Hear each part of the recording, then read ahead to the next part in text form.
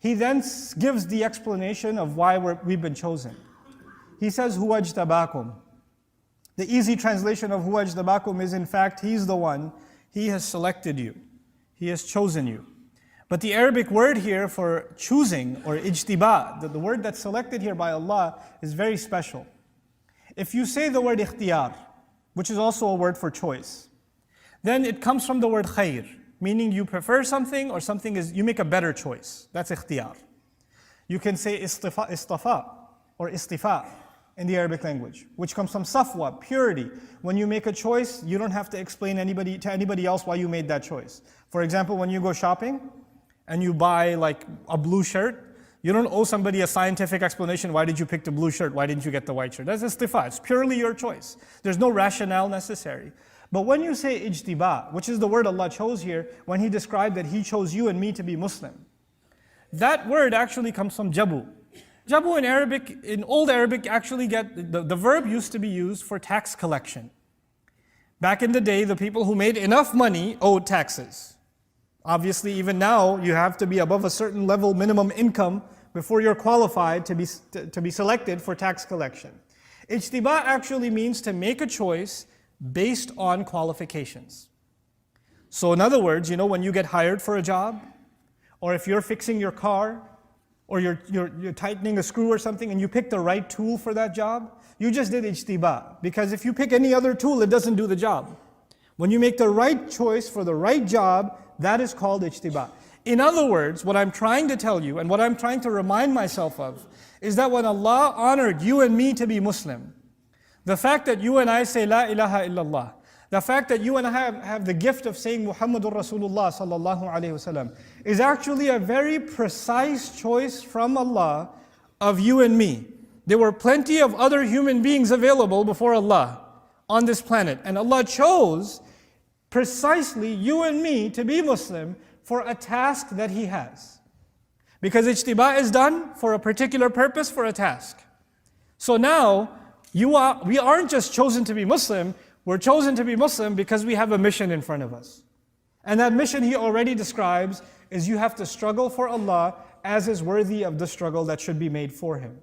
Huwa ijtabakum wama, and then he adds finally, now that I realize I've been chosen, even though I've been chosen, I'm still thinking this is too hard of a job.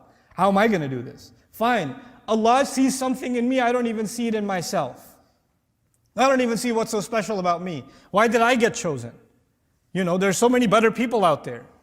But Allah is, and this is too hard anyway. Islam is way too hard. What Allah is asking of me is too much. I can't do it.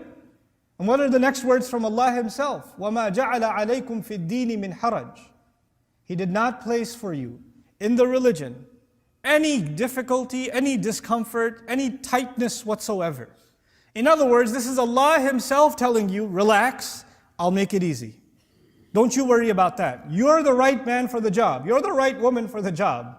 You were the one chosen for this time, this day, and this age. When you look around now, you see that Muslims we're the target of media attention, political craziness. I travel to England all the time. But this last time I traveled, I got exhaustively questioned. What are you doing here? I got questioned, like, why are you here? That's never happened before. So things are becoming tougher and tougher for Muslims. They are, in many, many ways. But that's okay. You know what? Allah chose you and me to be born in this generation, in this day and age, knowing full well these are the trials we're going to have. And the best people qualified to struggle in these trials are the Muslims alive today. That's the choice of Allah. That's why you and I are taking a breath right now. If we didn't have a purpose for us, because He only creates for purpose. خَلَقَ السَّمَاوَاتِ وَالْأَرْضَ بِالْحَقِّ وَصَوَّرَكُمْ. He created the skies and the earth with precise purpose and molded you. So He molded you and me and put us in this position because we have a purpose to serve. And then even though that's a challenging purpose, Allah Himself gives the orientation and says, I'm not going to make it any hard for you. It's not going to be difficult at all. I'll take you back to the analogy I gave you in the beginning.